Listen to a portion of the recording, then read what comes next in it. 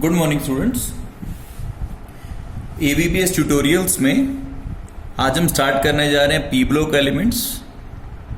इससे पहले एक बेसिक जो पी ब्लॉक एलिमेंट्स के लिए था वो हमने लास्ट टाइम कर लिया था।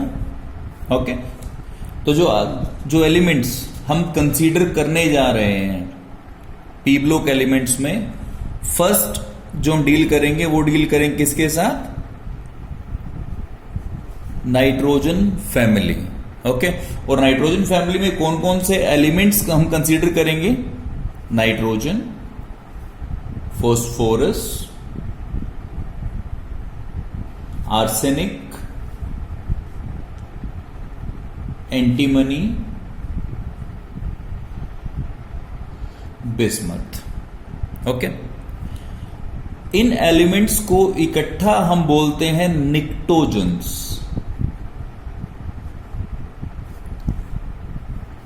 निक्टोजन्स। ओके, और जो इनके कंपाउंड्स बनेंगे उनको बोलते हैं हम निकोनाइड्स।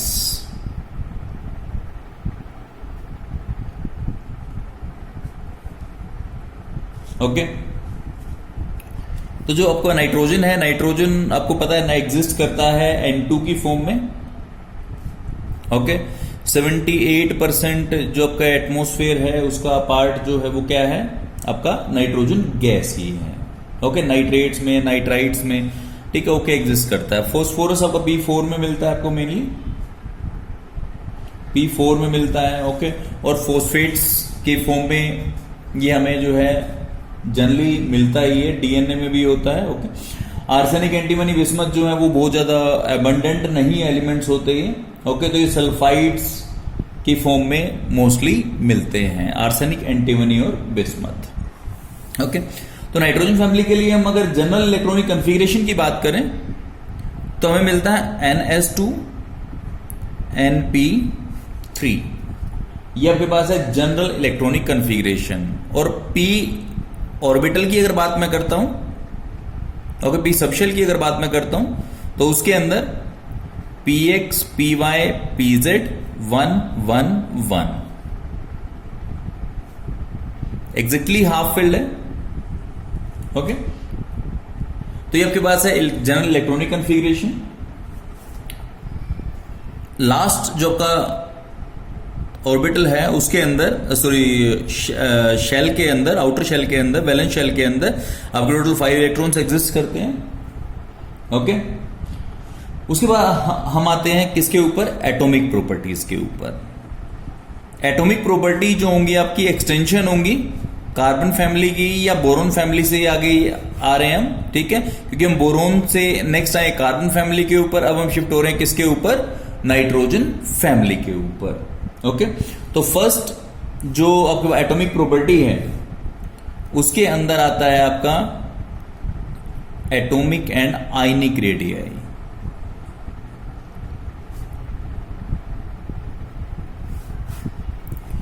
वैसे तो आपके पास एक टेबल मिलेगी जिसके अंदर आप atomic size, atomic mass, atomic ionisation enthalpy, electron negativity, सब चीजें टेबल मिलेगी, पर आपको वो टेबल हर जगह प्रोवाइड नहीं होगी। ओके, तो इसलिए एटलीस्ट आपको ट्रेंड पता होना चाहिए कि down the group nitrogen, phosphorus, arsenic, antimony, bismuth, down the group जा रहा हूं तो उसमें साइज की वेरिएशन क्या है। ओके, तो अब नाइट्रोजन पे आ रहा हूं मैं। अगर मैं उसको कंपेयर करूं उसके नेबरिंग ग्रुप से, मीन्स आपके पास कार्बन, ये है नाइट्रोजन आपके पास। ओके, और इधर होगा आपके पास ऑक्सीजन, क्योंकि ये आपके पास होगा 14th ग्रुप, 15th ग्रुप और 16th ग्रुप। ओके, कार्बन के साथ में जो होगा सिलिकॉन, फॉस्फोरस, सल्फर। ओके, तो अब मैं इसको 14th, 15th और 16th ग्रुप, अब नाइट्रोजन, क्योंकि ये मैंने स्टडी करना है, इसको कंपेयर किससे करना है मैंने? 14th से, कि 14th से इसका साइज क्या रहेगा। ओके, क्योंकि अलोंग द पीरियड तो मैं ऐसे ही जाता हूं। ओके, तो जब लेफ्ट टू राइट में जाता हूं तो एटॉमिक या ionic radii left to right में डिक्रीज करता है। मींस आपका कार्बन से नाइट्रोजन जब मैं जाता हूं साइज डिक्रीज करेगा, साइज कम हो जाएगा, और ऑक्सीजन पे जाके और ज्यादा कम हो जाएगा। ओके, इसका रीजन क्या होता है? जब मैं लेफ्ट राइट मूव करता हूं उस केस में चेक कर लेता हूं, कार्बन 6, 7, 8 एटॉमिक नंबर है इनका। ओके, तो कार्बन के अंदर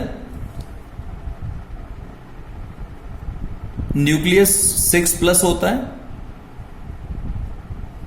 बाहर आपके पास, ये कार्बन की बात मैं कर रहा हूं, फर्स्ट में 2 होते हैं, नेक्स्ट में कितने होते हैं? 4 होते हैं।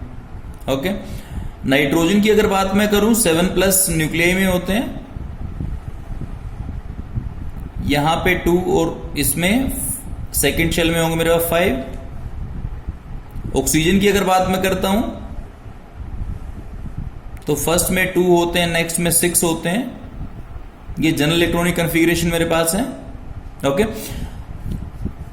अब जब मैं लेफ्ट टू राइट जाता हूं मेरे पास शेल 2 ही हैं, इसमें KL, इसमें भी KL शेल, इसमें भी K और L शेल। ओके, शेल मेरे पास 2 ही है। लेफ्ट राइट जा रहा हूं तो न्यूक्लियर चार्ज जो वो इंक्रीज हो रहा है। ओके, न्यूक्लियर चार्ज इंक्रीज हो रहा है, इट मींस जो न्यूक्लियस है, लेफ्ट राइट जाऊंगा तो साइज क्या करेगा? वो उसको कॉन्ट्रैक्ट करने की कोशिश करेगा, क्योंकि पॉजिटिव चार्ज नेगेटिव चार्ज को हमेशा अपनी तरफ पुल करता है।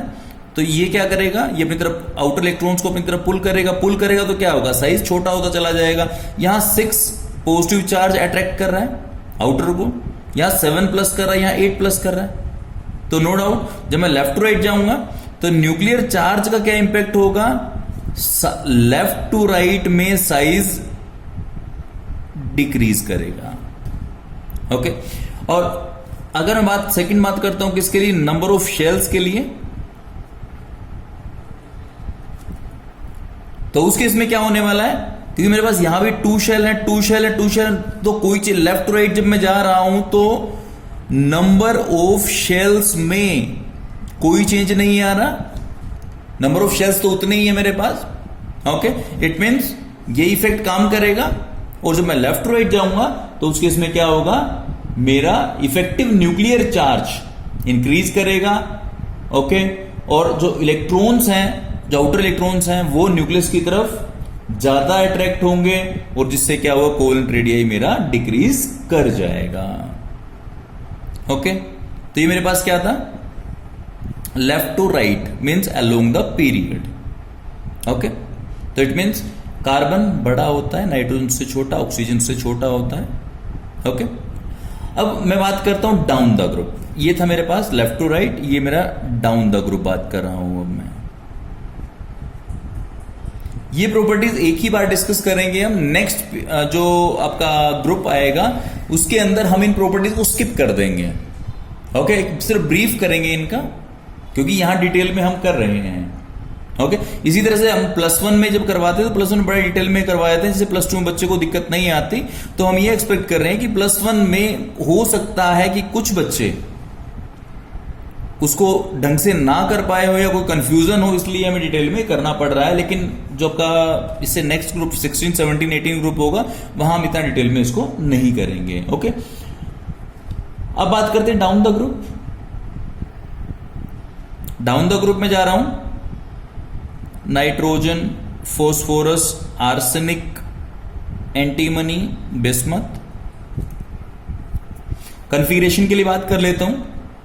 यहां मेरे पास 2,5 है, यहां 2,8,5 है, यहां 2,8,8,5 है, यहां 2,8,8,18,5 है, और यहां मेरे पास है 2,8,8,18,18,5। ओके, तो ये कॉन्फ़िगरेशन मेरे को मिलने वाली। बेसिकली जो मेरे पास आउटर में 5 इलेक्ट्रॉन्स है, ये ध्यान रखना है मैंने। और ये शेल्स जो है, शेल्स आपकी जो है वो यहां पे 2 शेल्स है, 3, 4, 5, 6 शेल्स बढ़ती चली जा रही हैं। ओके, तो सेम थिंग अगर न्यूक्लियर चार्ज की मैं बात करता हूं तो nuclear charge down the group में जाता हूं तो यहां 7 होगा, यहां 15 होगा, यहां पे 33, यहां पे 51 और यहां पे 83 होगा। ओके, तो अगर यहां से मैं बात करता हूं 51 के अकॉर्डिंगली कॉन्फ़िगरेशंस को हम राइट अप कर लेंगे। ओके, तो ये मैंने एक जनरल सा एक ब्रीफ दिया है मैंने उसके बारे में। ये मेरी कॉन्फ़िगरेशन है, मैं इसको रेक्टिफाई थोड़ा सा कर दिया है इसको according to the atomic number. Okay, तो यहां से जब डाउन द ग्रुप जाता हूं तो न्यूक्लियर चार्ज मेरा इंक्रीज कर रहा है, और न्यूक्लियर चार्ज अगर इंक्रीज करेगा तो ऑटोमेटिकली साइज को डिक्रीज करना चाहिए। ओके, तो फर्स्ट जो फैक्टर है वो साइज को डिक्रीज कर रहा है। सेकेंड फैक्टर जो है वो number of shells. Number of shells जो आपके पास है वो भी बढ़ रहे हैं, यहां 2 शेल्स हैं, 3 हैं, 4 हैं, 5 हैं, 6 शेल्स हैं। ओके, तो उससे साइज क्या होना चाहिए, इंक्रीज होना चाहिए। ओके, मीन्स 2 इफेक्ट काम कर रहे हैं, फर्स्ट एंड सेकेंड, दोनों का इंपैक्ट जो है वो ओवरऑल ऑपोजिट दिख रहा है। इट मीन्स दोनों में से जिसका नेट इफेक्ट ज्यादा होगा वो अपनी तरफ इक्विलिब्रियम को लेके चला जाएगा। और जब डिफरेंट अदर मेथड से मैंने साइज डिटरमिन करने की कोशिश की तो उस केस में क्या मिला कि मेरे को इनका साइज जो है वो इंक्रीज होता हुआ मिला। इट मीन्स सेकंड वाला जो फैक्टर है this predominates over the first one.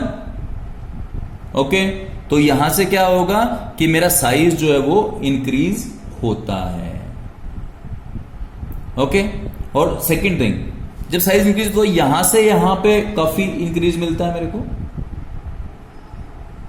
Okay, और बट यहां से यहां तक मेरे को बहुत कम इंक्रीज मिलता है। ओके, उसके लिए रीजन डिफरेंट है, उनको हम आगे डिस्कस करेंगे इस बारे में। अब बात करते हैं 1 बाय 1 हम मूव करते हैं डाउन द ग्रुप, तो डिटेल में करेंगे थोड़ा सा इसको। ओके, तो जो नेट साइज जो डिक्रीज करता है उसका बेसिक रीजन तो ये है कि हर एक स्टेप के ऊपर एक एक शेल या प्रिंसिपल एनर्जी शेल वो ऐड होती जा रही है, तो उसे साइज इंक्रीज मिलना ही चाहिए। ओके, सेकेंड थिंग, जो नाइट्रोजन से फोस्फोरस के ऊपर साइज में काफी इंक्रीज मिल रहा है, ठीक है, वो सिर्फ एक इस कारण से नहीं है कि उसमें एक नया शेल ऐड कर दिया हमने यहां से यहां। उसमें जो नाइट्रोजन है, नाइट्रोजन का आउटर शेल, सेकंड शेल जो है फोस्फोरस के अंदर आने के बाद, इस शेल का शील्डिंग इफेक्ट बहुत ज्यादा होता है। और शील्डिंग इफेक्ट बहुत ज्यादा होने के कारण क्या होगा कि वो इनर इलेक्ट्रॉन्स को इनर इलेक्ट्रॉन शील्ड हो जाएंगे, बाहर वाले को शील्ड कर देंगे उसके लिए। ओके, और आर्सेनिक से एंटीमनी और एंटीमनी से बिस्मथ, यहां से यहां तक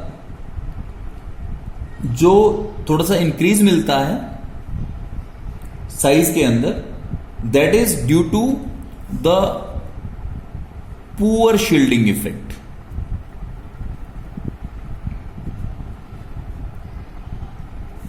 of d and f orbitals, inner d and f orbitals, क्योंकि इसके अंदर डी और एफ ऑर्बिटल्स इंक्लूड हो जाते हैं, उनका शील्डिंग इफेक्ट कम होता है।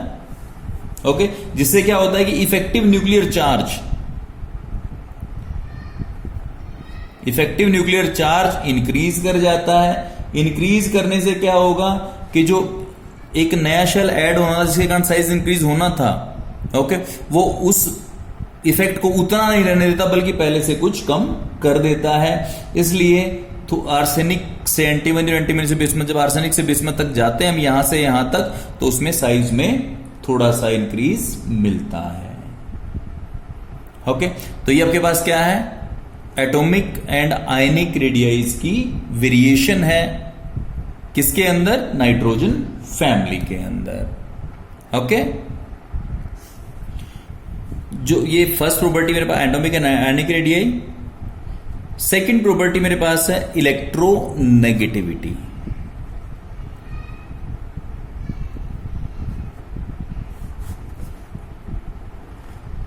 ओके, तो जो ग्रुप 15 एलिमेंट्स हैं, जैसे पहले की तरह अगर बात मैं करता हूं,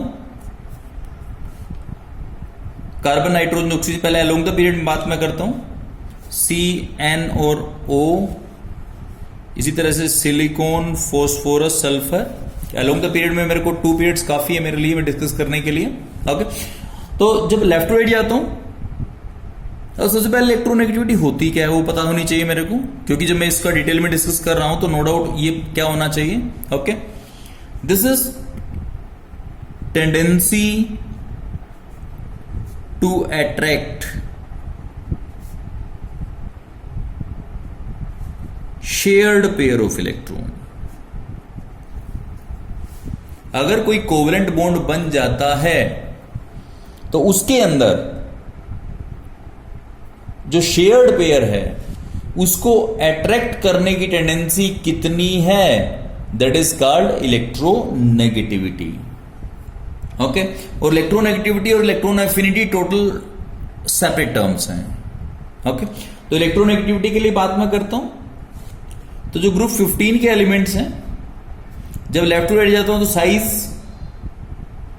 डिक्रीज करता है, और साइज अगर डिक्रीज करता है इट मींस क्या होना चाहिए, अगर साइज डिक्रीज करता है तो क्या होना चाहिए मेरे पास कि जो आउटर वैलेंस इलेक्ट्रॉन्स हैं, क्योंकि वैलेंस इलेक्ट्रॉन हमेशा कोवेलेंट बॉन्डिंग में पार्टिसिपेट करते हैं, और अगर valence electron bonding covalent bonding में पार्टिसिपेट करते हैं इट मींस कि वैलेंस इलेक्ट्रॉन्स के ऊपर इलेक्ट्रो जो आपके पास न्यूक्लियस है या उसका न्यूक्लियर चार्ज है उसका कितना इंपैक्ट है वो डिपेंड करता है एटॉमिक साइज के ऊपर। लेफ्ट टू राइट जब मैं जा रहा हूं साइज डिक्रीज कर रहा है, साइज डिक्रीज कर रहा है इट मींस आउटर इलेक्ट्रॉन्स जो है वो न्यूक्लियस के क्लोज आ रहे हैं, और न्यूक्लियस के क्लोज आ रहे हैं इट मींस जब बॉन्डिंग होगी तो जो शेयर्ड पेयर ऑफ इलेक्ट्रॉन है वो भी न्यूक्लियस के पहले से क्लोज होगा। ओके, और जितना क्लोज होगा उतना न्यूक्लियस अपनी तरफ इलेक्ट्रॉन्स को ज्यादा पुल करेगा। इट मीन जब मैं लेफ्ट टू राइट जाऊंगा तो इलेक्ट्रोनेगेटिविटी जो है वो इंक्रीज करेगी। मींस आपके पास nitrogen should be more electronegative as compare to carbon. Okay, तो लेफ्ट टू राइट जाते तो इलेक्ट्रोनेगेटिविटी इंक्रीज करती है। ओके, और जब मैं डाउन द ग्रुप जाता nitrogen, phosphorus, arsenic, antimony, bismuth. अब डाउन द ग्रुप की बात मैं कर लेता हूं। डाउन द ग्रुप जाता हूं साइज इंक्रीज करता है, साइज इंक्रीज करेगा तो आउटर इलेक्ट्रॉन्स के ऊपर अट्रैक्शन कम हो जाएगी, और आउटर इलेक्ट्रॉन्स के ऊपर अट्रैक्शन कम हो जाएगी तो जब कोवेलेंट बॉन्ड बनेगा उसके शेयर्ड पेयर में भी कम अट्रैक्शन होगी। It mean down the group जो है मेरा इलेक्ट्रोनेगेटिविटी डिक्रीज करती है। ओके,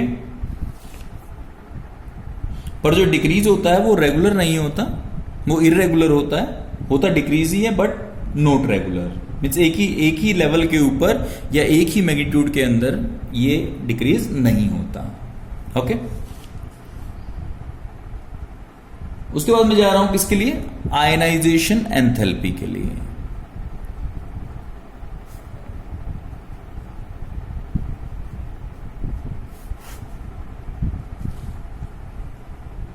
आयनाइजेशन एंथैल्पी होती क्या है? Ionisation enthalpy is the amount of heat required to remove the most loosely bound valence electron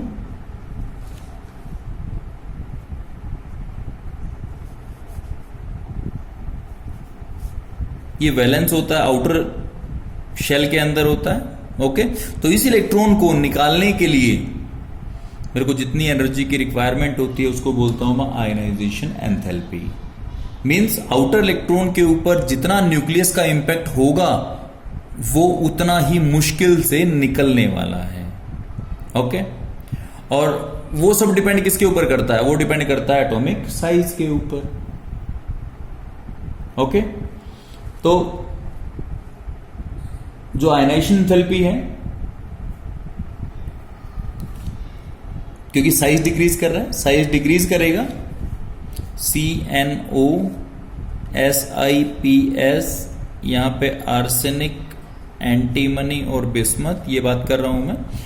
जब लेफ्ट टू राइट जा रहा हूं साइज डिक्रीज कर रहा है, साइज डिक्रीज करेगा इट मींस आउटर इलेक्ट्रॉन के ऊपर न्यूक्लियस का इंपैक्ट ज्यादा होगा, और न्यूक्लियस का इंपैक्ट अगर ज्यादा होगा तो जब लेफ्ट टू राइट में जा रहा हूं तो उस केस में मेरी आयनाइजेशन एंथैल्पी इंक्रीज कर रही है, means energy required to remove the most loosely bound electron वो क्या करेगी, इंक्रीज करेगी। रीजन क्या है, साइज डिक्रीज कर रहा है।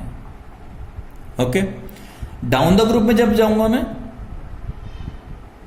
तो उस केस में आपके पास nitrogen phosphor arsenic antimony base में जाता हूं तो साइज बढ़ रहा है। साइज बढ़ने से क्या होगा, आपका आउटर इलेक्ट्रॉन के ऊपर न्यूक्लियर चार्ज का इंपैक्ट कम होगा, कम होता चला जाएगा, और कम होता जाएगा तो क्या होगा कि आपके ionisation enthalpy down the group decrease करेगी।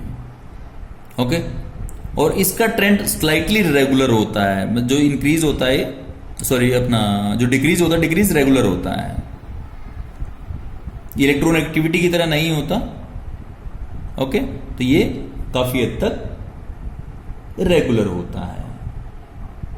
Okay,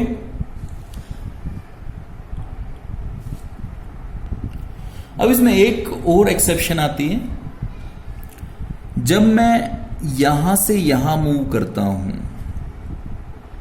means 14 to 15 group carbon से नाइट्रोजन पे मूव करता हूं, तो उस वक्त मेरी आयनाइजेशन एंथैल्पी का अमाउंट ज्यादा बढ़ता है, क्योंकि देखो यहां से यहां तक मेरा इंक्रीज हो रहा है। ओके, तो यहां से यहां भी बढ़ेगा और यहां से यहां भी बढ़ेगा। न्यूक्लियर चार्ज जो है वो 1 यहां से 6 to 7 हो रहा है, 7 to 8 हो रहा है। बट जब मैं इस ट्रेंड को चेक करता हूं तो carbon to nitrogen ionisation enthalpy more increase होता है, और यहां से यहां तक उतना नहीं होता तो इंक्रीज ही है बट इतना इंक्रीज नहीं होता। उसका रीजन क्या है मेरे पास, कि कार्बन से जब नाइट्रोजन पे जाता हूं तो कार्बन की इलेक्ट्रॉनिक आउटर इलेक्ट्रॉनिक कन्फिगरेशन अगर मैं चेक करता हूं कार्बन के लिए 1s2 2s2 2px 2py 2pz 1 1 0, इसको नाइट्रोजन के लिए चेक करूं मैं 1s2 2s2 2px1 2py1 2pz1, और उसके बाद ऑक्सीजन के लिए चेक करता हूं मैं 1s2 2s2 2px1 2py1 2pz1, और यहां पे 2, क्योंकि यहां 8 एटॉमिक नंबर है, यहां 7 है और यहां 6 है। ओके, तो इसके अंदर चेक जब करता हूं, जब मैं नाइट्रोजन पर पहुंचता हूं तो मेरी electronic configuration exactly half filled है, and this exactly half filled configuration will give more stability to the nitrogen. Okay, और अगर नाइट्रोजन स्टेबिलिटी मिलेगी इट मींस इस नाइट्रोजन में से इलेक्ट्रॉन को निकालना, वैलेंस इलेक्ट्रॉन को निकालना एज कंपेयर टू कार्बन और ऑक्सीजन मुश्किल हो जाएगा, और अगर मुश्किल हो जाएगा इट मींस यहां आयनाइजेशन एंथैल्पी का अमाउंट काफी ज्यादा देना पड़ता है आपको। ओके, यहां तक कि अगर हम ऑक्सीजन की बात करें, ऑक्सीजन की जो आपके पास आयनाइजेशन एंथैल्पी थोड़ी सी हायर होती है इससे, बट यहां से यहां जो इंक्रीज होता है वो ज्यादा होता है, और यहां से यहां काफी कम होता है। ओके, उसके बाद एक क्वेश्चन और आता है, ये तो आपके पास फर्स्ट आयनाइजेशन एंथैल्पी के लिए आ गया। सेकंड इलेक्ट्रॉन देखो, फर्स्ट आयनाइजेशन एंथैल्पी वो होती है जो फर्स्ट इलेक्ट्रॉन निकालने के बाद होती है। ओके, अगर मेरे को सेकंड इलेक्ट्रॉन निकालना पड़ जाए तो सेकंड आयनाइजेशन एंथैल्पी है वो, और थर्ड निकालना पड़ जाए थर्ड आयनाइजेशन एंथैल्पी है वो। ओके, इनको हम क्या करते हैं कि ये फर्स्ट को IE1 से रिप्रेजेंट करता हूं, इसको IE2 से और इसको IE3 से। ओके, और इनको कलेक्टिवली क्या कहता हूं, successive ionisation enthalpy, means ionisation enthalpy first electron निकालने के बाद, ionisation enthalpy 2 second ionisation enthalpy second electron निकालने के बाद, IE3 होती है ionisation enthalpy after removing the third electron. Okay, तो सक्सेसिव की अगर बात मैं करता हूं तो अब मैं एज्यूम करता हूं कि फर्स्ट आयनाइजेशन एंथैल्पी नाइट्रोजन की ज्यादा है। ओके, मैंने 1 इलेक्ट्रॉन निकाल दिया। 1 इलेक्ट्रॉन निकालने के बाद आउटर कन्फिग्रेशन क्या रही इसकी, 1s2 2px1 2py0 2pz 0, ये रह जाती है। इसमें इलेक्ट्रॉन निकालता हूं नाइट्रोजन में से, तो आउटर क्या होते हैं 2s2, 2px1, 2py1, 2pz0। Okay, और उसके बाद ऑक्सीजन क्या बन जाती है 2s2, 2px1, 2py1, 2pz1। ये तो फर्स्ट इलेक्ट्रॉन निकालने के बाद ये इलेक्ट्रॉनिक कॉन्फ़िगरेशन मेरी रह जाती है। ओके, अब अगर इस इलेक्ट्रॉनिक कॉन्फ़िगरेशन चेक करूं मैं, तो अब फर्स्ट इलेक्ट्रॉन निकलने के बाद ये कॉन्फ़िगरेशन एग्जैक्टली हाफ फिल्ड हो जाती है। ओके, और ये एग्जैक्टली हाफ फिल्ड हो जाती है। अब इसमें से इलेक्ट्रॉन निकालना ज्यादा मुश्किल है as compare to this one. It means क्या होगा, IE1 जो है वो किसके लिए, नाइट्रोजन के लिए हायर है as compare to IE1 of oxygen. लेकिन अगर IE2 की मैं बात करूं,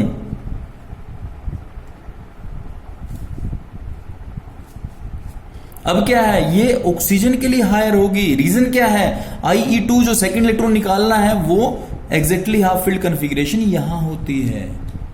क्वेश्चन क्या आता है, क्वेश्चन ये आता है कि first ionisation enthalpy of nitrogen is higher as compare to oxygen, but second ionisation enthalpy of oxygen is higher as compare to nitrogen, explain. इस तरह का क्वेश्चन आता है हमारे पास। ओके, तो ये आपके पास क्या है, एटॉमिक प्रॉपर्टीज में आयनाइजेशन एंथैल्पी। ओके, इसको हम कर सकते हैं। अब हम जो बात करने वाले हैं वो बात करने वाले हैं फिजिकल प्रॉपर्टीज के ऊपर। अब हम बात करें फिजिकल प्रॉपर्टीज के लिए। फिजिकल प्रॉपर्टीज में फर्स्ट जो मेरे पास है वो क्या है, मेटालिक कैरेक्टर।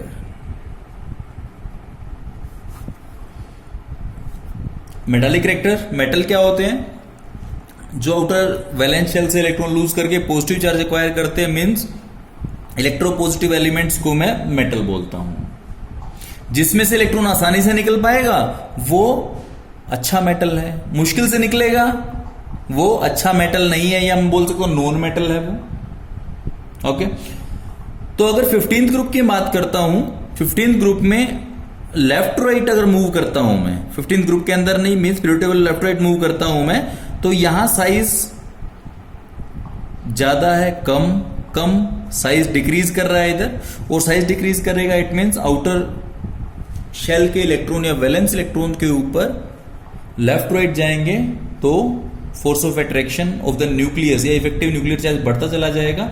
बढ़ेगा तो आउटर इलेक्ट्रॉन का लूज करना मुश्किल हो जाएगा, और मुश्किल हो जाएगा इट मींस इलेक्ट्रॉन लूज नहीं करेगा। इट मींस इधर ज्यादा मेटालिक कैरेक्टर है और इधर कम मेटालिक कैरेक्टर है। इट मींस इधर मेटालिक और इधर non metallic.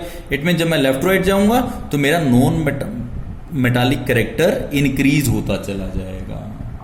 Okay, down the group में जब मैं जाता हूं तो साइज बढ़ता है, साइज बढ़ने से आउटर इलेक्ट्रॉन के ऊपर फोर्स ऑफ अट्रैक्शन कम होती है, और फोर्स ऑफ अट्रैक्शन कम होगी तो electron outer electron easily loose हो जाएगा। ओके, लूज हो जाएगा तो metallic character down the group बढ़ता चला जाएगा। और अगर बात करूं ये दो नाइट्रोजन और phosphorus, these are non metals. Arsenic antimony जो है दीज आर मेटालॉइड्स, और बिस्मथ अकेला जो है वो आपके पास क्या है, मेटल है।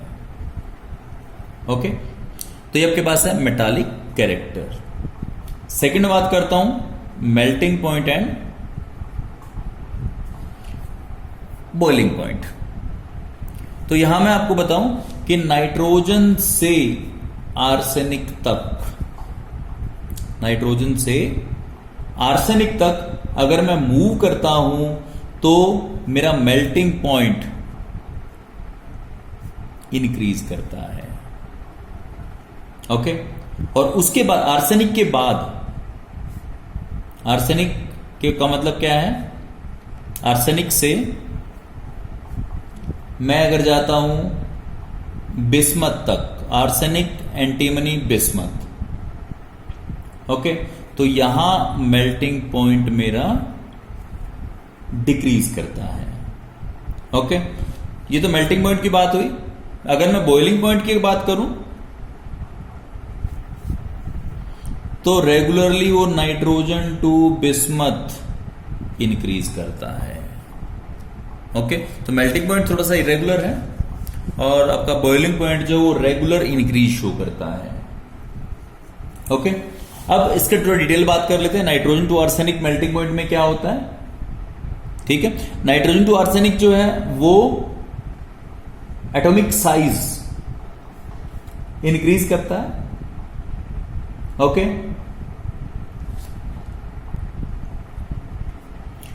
तो साइज इंक्रीज करने के कारण क्या होगा, मेल्टिंग पॉइंट इंक्रीज कर रहा है। ओके, बट अब प्रॉब्लम क्या आती है, इसको तो मैं एक्सप्लेन कर पाता हूं उस चीज से, बट आर्सेनिक टू बिस्मथ भी साइज तो इंक्रीज करता ही है। उससे मेरा क्या होना चाहिए, मेल्टिंग पॉइंट इंक्रीज होना चाहिए। बट एक्चुअल में क्या होता है कि नाइट्रोजन +5 ऑक्सीडेशन स्टेट शो करने की कोशिश करता है, बट जिस तरह डाउन द ग्रुप जाता हूं मैं, डाउन द ग्रुप में +3 ऑक्सीडेशन स्टेट है, उसकी टेंडेंसी इंक्रीज कर जाती है। ओके, और मींस बिस्मथ जो है वो सोचेगा कि मैं 3 बॉन्ड्स ही बनाऊं। नाइट्रोजन जो आपके पास अपर एलिमेंट्स हैं वो 5 बना सकते हैं। फॉस्फोरस में इंक्लूड करूंगा इसके अंदर, क्योंकि नाइट्रोजन तो 3 ही बनाता है। Okay, but phosphorus upper element जो वो क्या सोचते हैं कि मैं 5 बना लूं, ठीक है। और ये क्यों बनते हैं, क्योंकि हमारे पास यहां कोई एक इफेक्ट काम करते, पहले पढ़ा हमने इनर्ट पेयर इफेक्ट, वो काम करता है। ओके, और इसके कारण क्या होता है, जो इनके एटम्स हैं, एटम्स के अंदर weak force of attraction develop होती है। और वीक फोर्स ऑफ अट्रैक्शन अगर मान लो आर्सेनिक टू बिस्मथ डेवलप होती है, इट मींस उन वीक फोर्स ऑफ अट्रैक्शन को ब्रेक करने के लिए मेरे को कम टेम्परेचर लगाना पड़ेगा। और कम टेम्परेचर लगाने का मतलब क्या है कि मेरा मेल्टिंग पॉइंट डाउन चला जाता है। ओके, और बॉइलिंग पॉइंट जो है वो सीधी बात है कि बॉइलिंग पॉइंट का तो रिलेशन डायरेक्टली जो इसके पास इंक्रीज इन एटॉमिक साइज के साथ में है, तो वहां हमें कुछ एक्सप्लेन करने की जरूरत ही नहीं है। ओके, थर्ड में बात करता हूं डेंसिटी के लिए।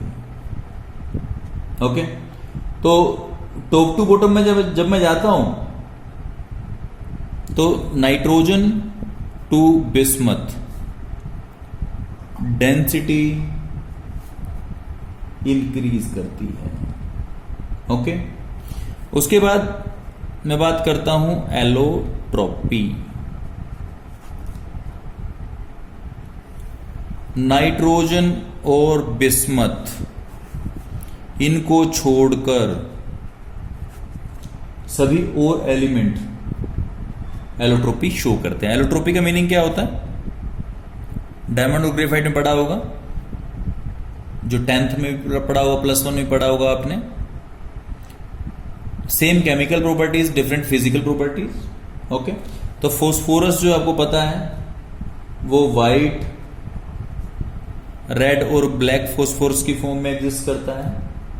ओके, उसके बाद आर्सेनिक की बात करूं या एंटीमनी की अगर बात करता हूं तो इनके अंदर 2 फॉर्म मिलती है, येलो एंड ग्रे। ये चीज हम पहले कर चुके हैं। ओके, तो ये आपके पास सब क्या है, फिजिकल प्रॉपर्टीज हैं। इसके बाद नेक्स्ट टाइम जो है वो हम केमिकल प्रॉपर्टीज को डिस्कस करेंगे। ओके, धीरे धीरे स्पीड लेते चले जाएंगे हम, क्योंकि फर्स्ट ही लेक्चर है इसका ही हमारा आज। ओके, तो इसलिए हमने डिटेल में डिस्कस किया, कम डिस्कस किया है पर डिटेल में डिस्कस किया है। ओके, टोटल 6 चैप्टर कंप्लीट हो चुके हैं, 7 चल रहा है हमारा ये। तो आज के लिए इतना ही। Thank you and have a nice day.